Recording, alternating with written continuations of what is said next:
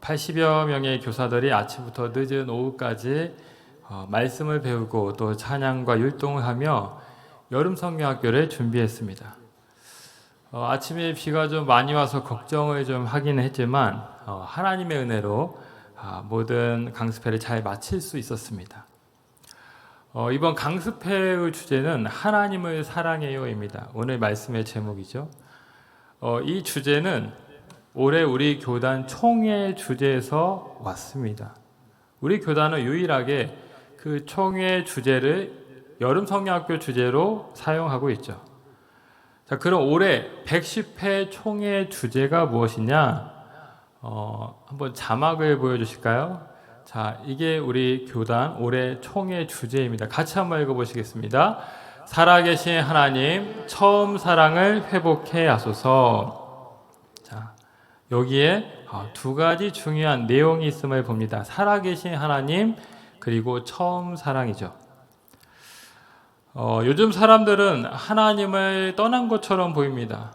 지금 청소년 종교 인구가 급감을 하고 있다고 하죠.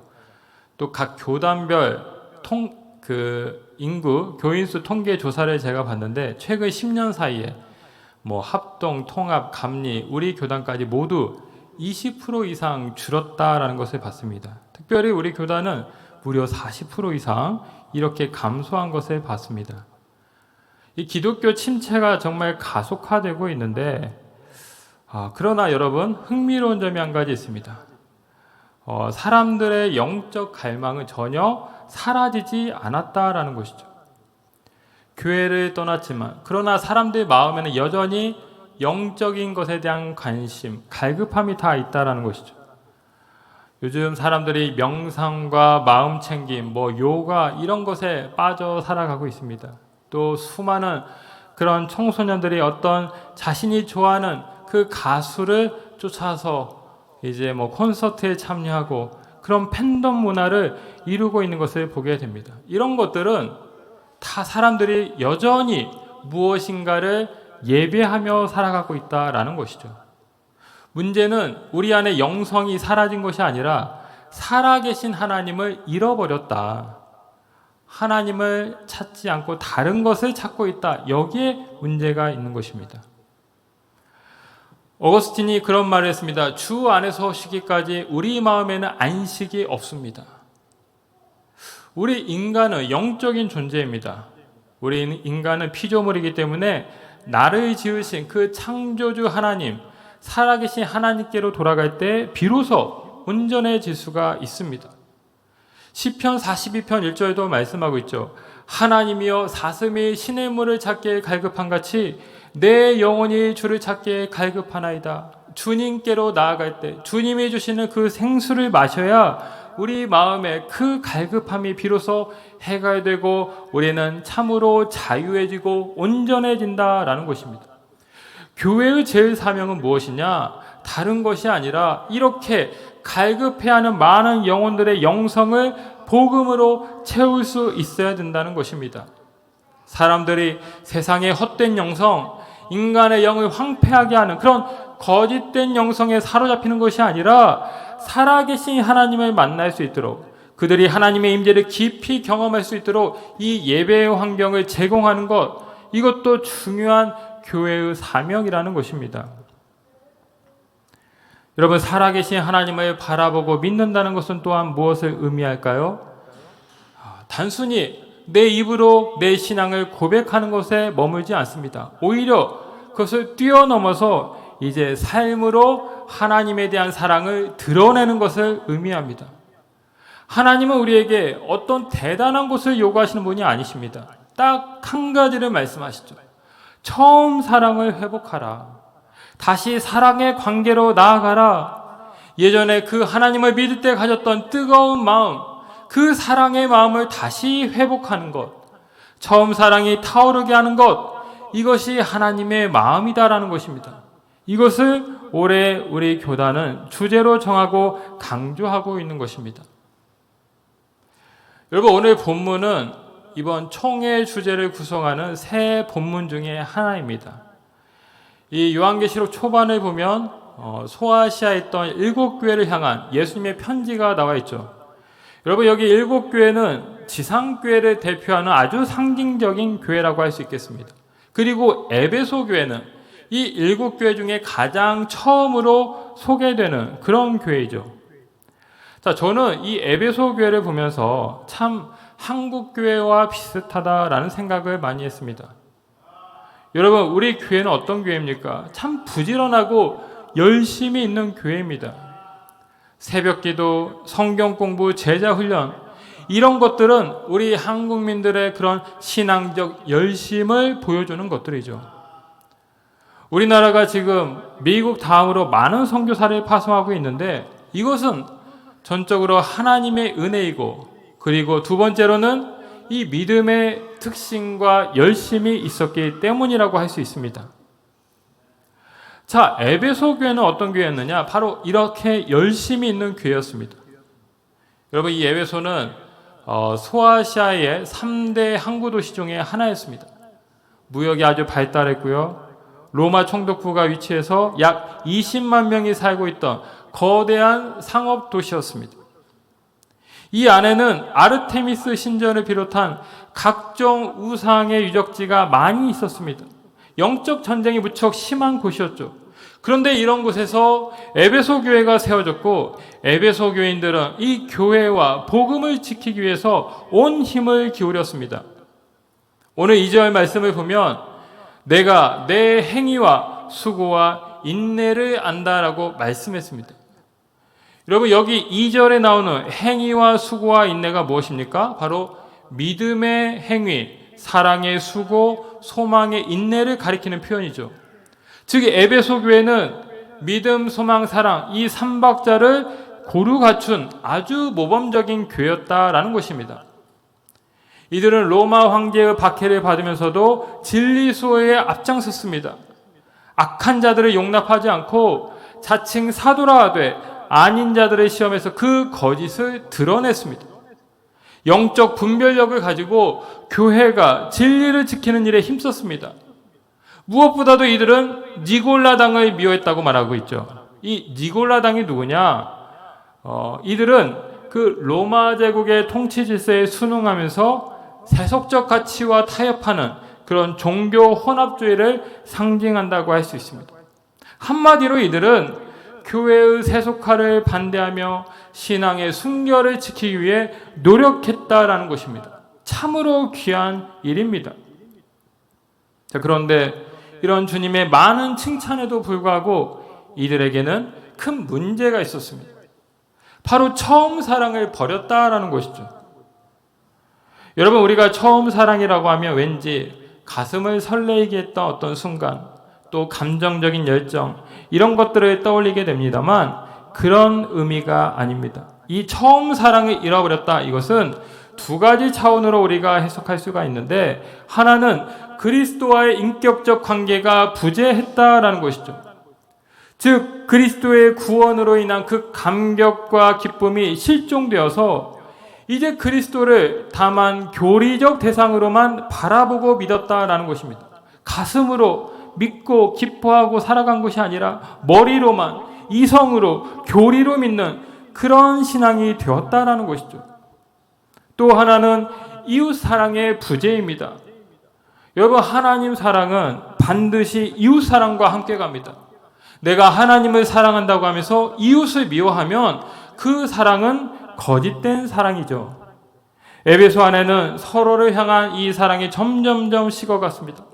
교회 안에 바른 교리는 있고 제도를 지켰지만 이 주님을 향한 사랑이 점점 뒷전으로 밀려나면서 서로에 대한 마음도 냉랭해진 것입니다. 예수님은 바로 이 점을 책망하신 것입니다. 여러분, 오늘 우리는 어떻습니까? 우리는 마음을 다해 주님을 사랑하고 있습니까? 주님을 처음 사랑했던 그 마음이 지금도 변치 않고 식지 않고 여전히 우리 가슴 가운데 살아 있습니까?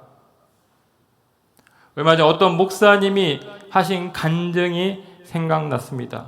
이분이 신학생 시절에 이제 어머니가 목회를 하고 있어서 성경을 볼 때 의문나는 것이 있으면 이 어머니에게 물어봤다라고 합니다. 그러면 이 목회를 하시는 어머니는 대답을 곧잘 해주시면서도 그렇게 말씀하셨다고 합니다. 아들아, 그게 예수님이 널 위해 죽으시고 널 구원하신 것과 무슨 상관이 있니? 이 목사님은 어느 순간 깨달았다고 합니다. 아, 중요한 것은 지식이 아니구나. 날 향한 주님의 그 사랑과 구원의 은혜를 깨닫고 주님을 사랑하며 사는 삶, 이것이 우선이구나. 이것이 본질이구나. 그러면서 더 이상 어머니를 귀찮게 하지 않았다라는 것입니다. 여러분, 에베소 교회를 향한 책망은 언제든지 나에게 주시는 책망이 될 수 있습니다. 특별히 내가 열심히 신앙생활 한다고 생각하는 분일수록 더욱 조심해야 합니다. 왜 그렇습니까? 내 행위와 열심을 앞세우고 자랑하면서도 내 안에 사랑이 없고 내가 지식적으로 교리적으로만 신앙생활을 하면 우리는 나도 모르게 에베소의 길을 걷는 것이 된다라는 것입니다. 여러분, 마태복음 7장에 보면 이런 말이 나오죠. 주여, 우리가 선지자 노릇하며 주의 이름으로 귀신을 쫓아내며 주의 이름으로 많은 권능을 행하지 아니하였나이까? 그때 예수님이 뭐라고 말씀하셨습니까? 내가 너희를 도무지 알지 못하니 불법을 행하는 자들아 내게서 떠나가라.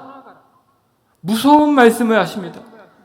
우리 가운데 아무리 많은 행위와 열심과 또 많은 사역을 했다 할지라도 주님은 나를 모를 수 있다는 것입니다. 내 안에 사랑이 없고 주님을 향한 마음이 없고 진심이 없을 때 이런 일이 일어나는 것입니다. 그래서 이 처음 사랑을 버렸다, 이 주님의 말씀은 언제나 우리 마음에 새기고 돌아보아야 합니다. 주님, 처음 주님을 믿고 주님을 사랑할 때 가졌던 그 뜨거움과 열정, 그 눈물이 계속해서 내 안에 넘쳐나게 하옵소서 기도해야 됩니다. 여러분, 처음 사랑의 중요성을 깨달았다고 한다면 이제 어떻게 해야 됩니까? 예수님은 이 에베소 교회의 영적 상태를 진단하면서 이렇게 회복의 길을 제시하십니다. 5절 말씀을 우리 같이 한번 보시겠습니다. 5절 말씀을 보시면 한번 읽겠습니다. 그러므로 어디서 떨어졌는지를 생각하고 회개하여 처음 행위를 가지라. 만일 그리하지 아니하고 회개하지 아니하면 내가 내게 가서 내 촛대를 그 자리에서 옮기리라. 아멘. 한마디로 회개하라, 다시 돌아오라, 그런 말씀이죠. 어디서 떨어졌는지 생각하고 다시 돌아오라, 회개하라, 처음 행위를 가지라. 회개를 말씀하고 있습니다. 여러분, 회개가 무엇입니까? 단순히 뉘우치는 것을 의미하는 것이 아니죠. 유턴하는 것입니다. 돌이키는 것이죠. 이전에 그릇된 삶에서 이제 주님이 원하시는 새로운 방향으로 대전환을 해야 하는 것입니다. 다시 처음 사랑했던 그 자리로 나아가야 되는 것입니다. 여러분, 고린도전서 13장은 사랑장으로 유명합니다. 이 장에서 사랑의 중요성을 이렇게 강조하죠. 내가 사람의 방언과 천사의 말을 할지라도 사랑이 없으면 소리나는 구리와 울리는 꽹과리가 되고, 내가 예언하는 능력이 있어 모든 비밀과 모든 지식을 알고 또 산을 옮길 만한 모든 믿음이 있을지라도 사랑이 없으면 내가 아무것도 아니요. 내가 내게 있는 모든 것으로 구제하고 또 내 몸을 불사르게 내줄지라도 사랑이 없으면 내게 아무 유익이 없느니라. 하나님 앞에 섰을 때 하나님이 보시는 것은 무엇일까요? 내 직분이 아닙니다. 내 어떤 신앙의 연수도 아니고 하나님은 우리의 사랑을 보신다고 말씀하십니다. 믿음, 소망, 사랑, 이 세 가지는 항상 있을 것인데 그 중에 제일은 사랑이라 사랑이 가장 중요하다는 것입니다. 그래서 살아계신 하나님, 처음 사랑을 회복해 하소서. 하나님을 사랑해요. 이 주제는 비단 아이들만이 배우고 노래하면서 자신들 삶에 적용해야 될 내용이 결코 아닙니다. 우리가 평생 고백해야 되고 우리 신앙의 주제로 삼아야 될 말씀인 것입니다. 지난주에 한 성도님으로부터 질문을 받았습니다. 제가 한 번은 여기에 대해서 말씀을 드려야겠다 생각하고 있었는데 마치 오늘 설교가 그 질문에 답이 될 수 있을 것 같아서 제가 말씀을 드립니다. 바로 그 질문은 1,000번제에 관한 것입니다. 여러분, 우리는 왜 1,000번제 헌금을 드릴까요? 이 1,000번제의 기원은 솔로몬 왕으로 거슬러 올라가죠. 솔로몬이 왕이 된 이후에 기브온 선당에 가서 1,000번제를 드리자 하나님이 밤중에 나타나셔서 그에게 지혜를 주고 그가 구하지 아니한 부귀와 영광까지 주시면서 축복하셨다라는 것을 우리는 잘 압니다. 자, 여기서 우리는 그럼 무엇을 기억해야 되느냐? 이 1,000번제는 1,000번 제사를 드린 것이 아니라 1,000마리의 동물로 번제를 드렸다는 것이죠. 아마 이것을 모르시는 분은 없을 것입니다. 1,000번의 번자는 차례번, 순서번이 아닙니다. 태울번이란 뜻이죠. 그러니까 1,000번제 헌금이라는 것은 1,000번 드리는 헌금이고 그렇게 1,000번 다 채워야 하나님이 받으시고 응답하신다.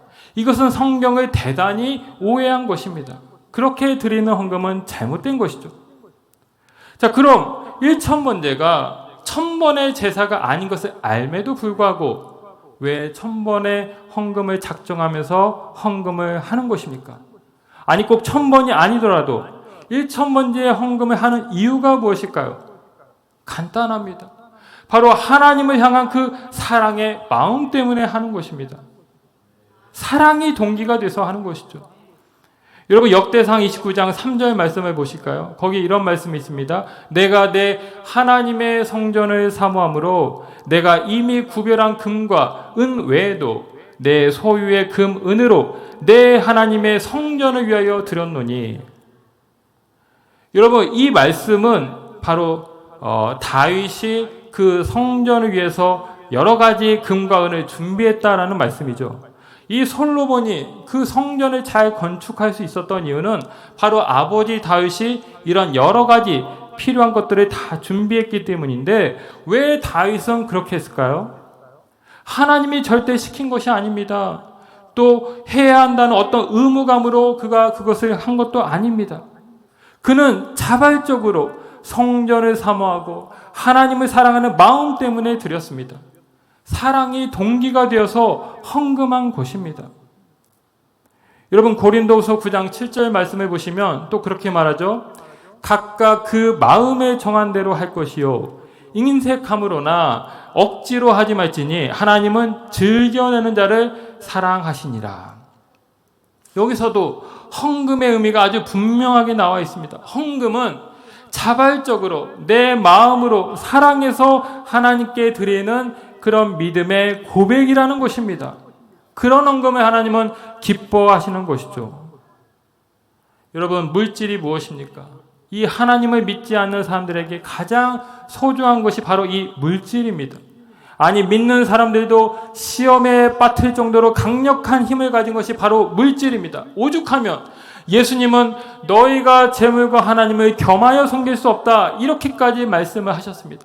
하나님을 어떤 대적하고 하나님의 경령이 되는 그런 유일한 신으로 예수님이 말씀하신 것이 바로 이 물질, 맘모니즘이라는 것이죠. 그래서 여러분, 이 물질을 주님께 드린다는 것은 이것은 내가 물질보다 하나님을 더 사랑한다는 그런 믿음의 고백인 것입니다. 마틴 루터가 지갑의 회심을 이야기했죠. 우리는 지갑의 회심까지 해야 된다. 그 지갑의 회심이 비로소 우리에게 온전한 회심을 보여주는 증거가 된다라는 차원에서 그런 말을 한 것입니다. 여러분, 교회 안에는 참 다양한 헌금이 있습니다. 감사헌금, 11조, 성교, 비전헌금, 수많은 헌금이 있죠. 때로는 없는 형편 중에도 이렇게 물질을 구별해서 드리는 이 헌금을 드리는 성도님들 볼 때마다 참 고맙기도 하면서 죄송한 마음이 들 때가 있습니다. 그런데 여러분, 어떤 목적이 되었든지 간에 모든 헌금의 이면에 흐르는 대정신은 바로 사랑입니다. 예수님께서 부자의 많은 헌금보다 그 과부의 2렙돈 헌금을 귀하게 여기셨습니다. 왜 그랬을까요? 부자는 많은 것 중에 일부를 떼어서 드렸죠. 그 안에는 하나님을 향한 사랑의 마음이 없었습니다. 그저 남들에게 자신의 신앙을 드러내 보이기 위한 그런 목적으로 헌금을 한 것이죠. 하지만 과부는 적은 액수이지만 가진 것 전부를 드렸습니다. 하나님을 사랑했기 때문에 아끼지 않고 드린 것이죠. 하나님은 양이 아니라 저의 마음과 저의 사랑을 보신 것입니다. 그래서 그 헌금을 의롭다 하신 것이죠. 솔로몬이 드린 1,000번제도 마찬가지입니다. 솔로몬은 아버지를 이어서 왕이 됐습니다만 이 왕의 사명을 감당할 자신이 없었습니다. 너무 어리죠. 너무 지혜가 부족했습니다. 자신의 부족함을 너무도 잘 알았기 때문에 그는 왕이 되자마자 간절한 심정으로 하나님을 예배하며 하나님의 도움을 사모했습니다. 그가 드린 이 1,000마리의 제물은 바로 하나님을 향한 솔로몬의 간절한 마음, 사랑의 마음, 경외의 마음을 나타내는 것입니다. 하나님이 저의 번제에 응답하신 것은 단순히 1,000마리라는 그런 많은 제물의 숫자 때문이 아니었습니다. 그 제물 속에 담긴 솔로몬의 마음과 사랑을 아시고 저의 예배를 기뻐 받으시고 응답하신 것입니다. 중요한 것은 사랑이지 양이나 숫자가 아니라는 것입니다. 헌금은 사랑의 고백인 것입니다. 저희 부모님께서 목회하는 동안 여러 차례 1,000번제를 하셨습니다. 주로 새벽 예배 때 1,000번제의 헌금을 드리셨는데 처음에는 부모님의 이름으로 하시고 나중에는 자녀들 이름으로도 이렇게 몇 번 더 하셨던 기억이 납니다. 처음에는 저도 이 부모님의 헌금이 이해되지 않았습니다. 제가 신학을 공부하는데 1,000번제가 1,000번 제사가 아니라 1,000번제인 것을 알고는 이거 별로 성경적이지 않은 것 같습니다. 이런 말씀을 그때 저 역시 했었습니다. 그런데 어느 순간 깨달았습니다. 부모님은 단순히 1,000번제를 쌓아서 하나님께 복을 받아야겠다 이런 기복적인 목적으로 하는 것이 아니었습니다. 하나님을 예배할 때 빈손으로 나가지 않고 정성껏 예배를 준비해야 한다고 여겨서 그 헌금을 드리셨습니다. 수많은 기도 제목이 있지만 단순히 기도 응답을 받기 위해서가 아니라 그저 하나님 자신을 사랑해서 기쁨으로 드리고 있었습니다. 사랑이 동기가 되어서 헌금하신 것입니다. 사랑하는 여러분, 누군가 1,000번제를 1,000번의 제사로 가르치면서 헌금을 강요한다면 그는 종교 사기꾼일 것입니다. 또 헌금해야 복 받는다. 그 말이 전혀 틀린 말은 아니지만 그것이 본질은 아닙니다. 헌금은 복과는 상관없이 드리는 겁니다. 하나님의 축복을 끌어들이기 위해서 선제적으로 바치는 투자 같은 것이 결코 아닙니다. 헌금은 사랑의 언어입니다. 우리가 사랑하는 사람을 위해서 아낌없이 내 재정을 쓰듯이 헌금도 하나님을 사랑하기 때문에 드리는 것입니다. 지금 이 시대에도 1,000번제 헌금이 필요할까요?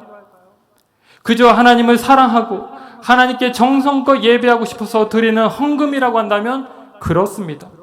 그리고 단언하건대 하나님은 액수의 많고 적음을 떠나서 그 헌금에 담긴 사랑과 믿음을 기뻐 받으실 것이라고 저는 확신합니다.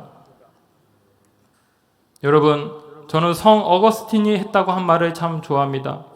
본질적인 것에는 일치를, 비본질적인 것에는 관용을, 모든 것에는 사랑을, 이런 말을 남겼죠. 여러분, 우리는 예수 그리스도의 복음과 관련된 것에 대해서는 조금도 타협하거나 양보해서는 안 됩니다. 에베소 교회가 거짓 선지자들을 배격하고 니골라당을 미워했던 것처럼 우리는 믿음으로 구원받는다는 이 진리 안에서 하나가 되어야 합니다. 그렇지 않은 비진리에 대해서는 단호히 배격해야 합니다. 하지만 그 외에 비본질적인 것에 대해서는 관용의 마음을 가져야 됩니다. 예수님도 자기와 함께 다니지 않는 그 제자들에 대해서 그들을 제재하지 말고 활동할 수 있게 하라는 말씀을 하신 적이 있습니다. 복음이 아닌 비본질적인 것에 대해서는 때로 공동체를 위해 양보도 할 수 있고 협력도 할 수 있어야 되는 것입니다. 포용하고 이해할 수 있는 것이 성숙한 믿음의 자세인 것입니다. 마지막으로 모든 것에 우리는 사랑을 견지해야 됩니다. 예수님은 원수도 사랑하라고 했습니다. 우리가 서로 사랑할 때 비로소 그리스도의 제자가 됩니다.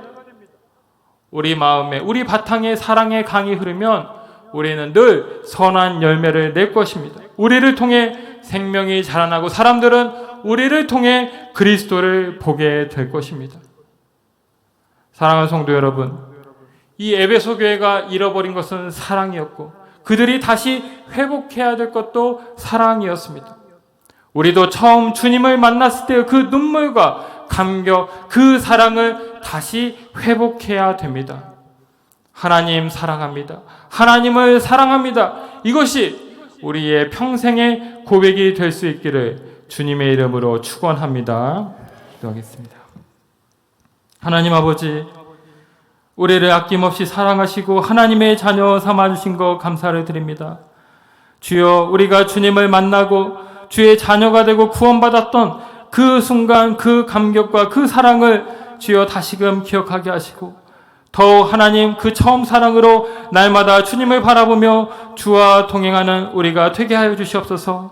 주님이 우리에게 구하시는 것은 그 어떤 대단한 행위나 업적이나 그 무엇이 아니라 오직 사랑의 마음임을 기억하게 하시고 언제나 온 마음과 정성과 뜻과 힘을 다해 주님을 사랑하고 또 그 사랑으로 이웃을 사랑하며 주와 동행하는 진정한 하나님의 자녀로 살아갈 수 있도록 주님 축복하여 주시옵소서.